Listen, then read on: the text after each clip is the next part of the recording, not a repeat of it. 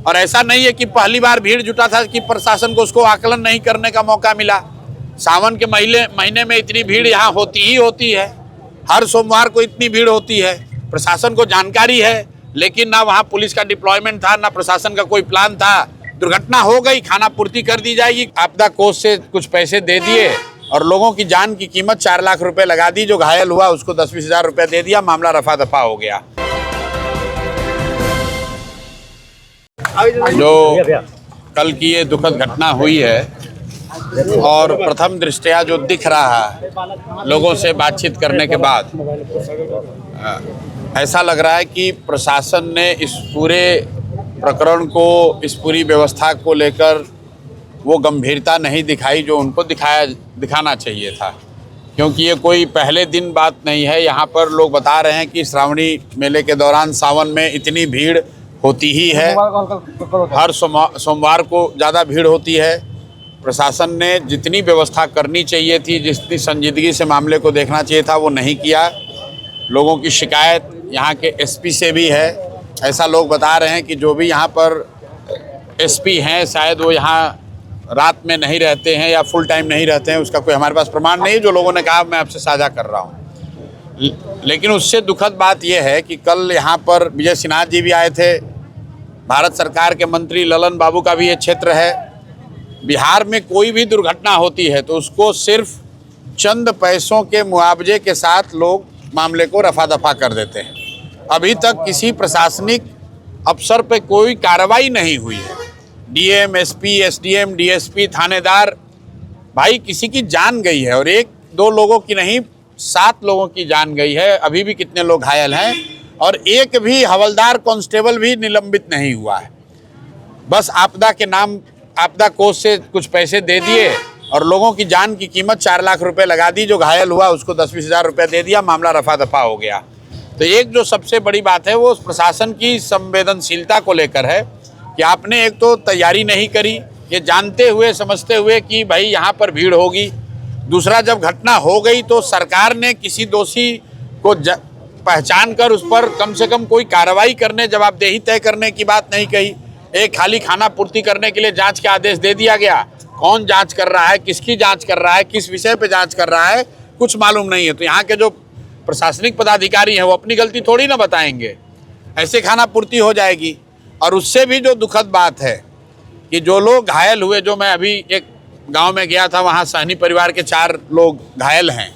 सारे लोग ये बता रहे हैं कि शाम होते होते सरकारी अस्पताल में कोई व्यवस्था नहीं होने की वजह से घायल लोग खुद ही अपने अपने घरों में या प्राइवेट अस्पताल में चले गए। जहां अब आप खड़े हैं ये भी प्राइवेट हॉस्पिटल है। जो 2 लोग यहाँ पर आईसीयू में हैं, इमरजेंसी में, मैंने पूछा भाई प्रशासन से आपको क्या मदद मिली है सरकार से, तो सर अभी तक 1 रुपया का भी कोई मदद नहीं मिला है। वर्बल कल विजय सिन्हा जी ने शायद डीएम को कह दिया कि आप इन लोगों को मदद कीजिएगा। डीएम ने भी सामने मंत्री महोदय कह दिया कि हाँ करेंगे, लेकिन परिवार को कोई मदद नहीं है। तो ये तीनों जो बात है, व्यवस्था में जो व्यवस्था होनी चाहिए थी वो नहीं हुई।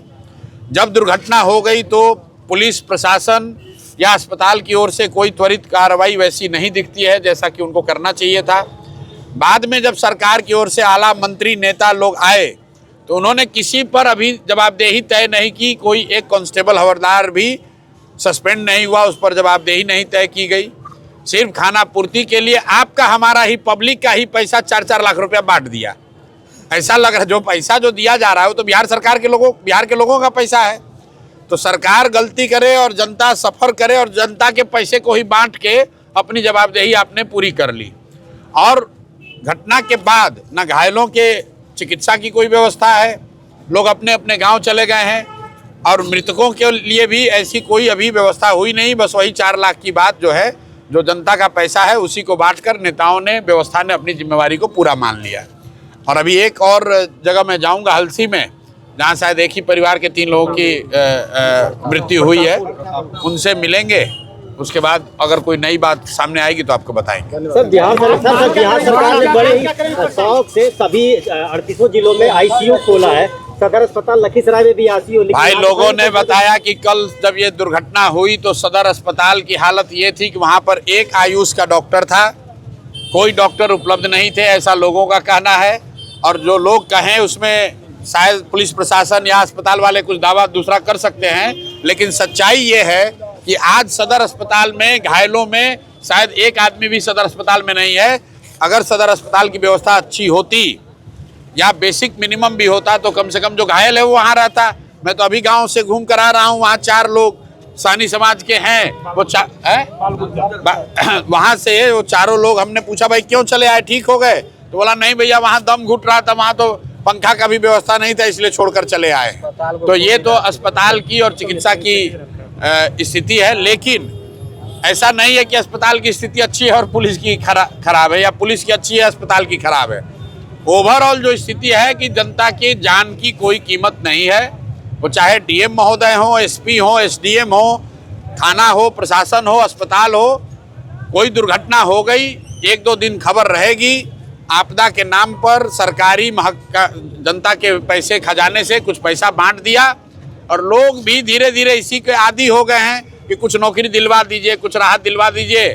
लेकिन जो दोषी हैं उन पर कार्रवाई हो तब तो इंसाफ होगा, उसकी कोई चर्चा नहीं है। मांग क्या करेंगे सर, आप मांग क्या करेंगे? भाई हमारे जैसे लोग मांग क्या करेंगे? हमारे जैसे लोग मांग ये करेंगे कि आप मुआवजा दें या न दें, मुआवजा तो लोगों का हक ही है, आप दोषियों पर कार्रवाई करें, अफसरों पर कार्रवाई करें ताकि इस तरह की घटना की पुनरावृत्ति न हो।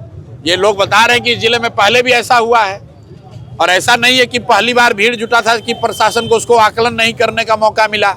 सावन के महीने में इतनी भीड़ यहाँ होती ही होती है, हर सोमवार को इतनी भीड़ होती है, प्रशासन को जानकारी है, लेकिन ना वहाँ पुलिस का डिप्लॉयमेंट था, ना प्रशासन का कोई प्लान था। दुर्घटना हो गई, खाना पूर्ति कर दी जाएगी, कुछ पैसे बांट दिए जाएंगे, लोग भूल जाएंगे, फिर आगे लोग बढ़ जाएगा।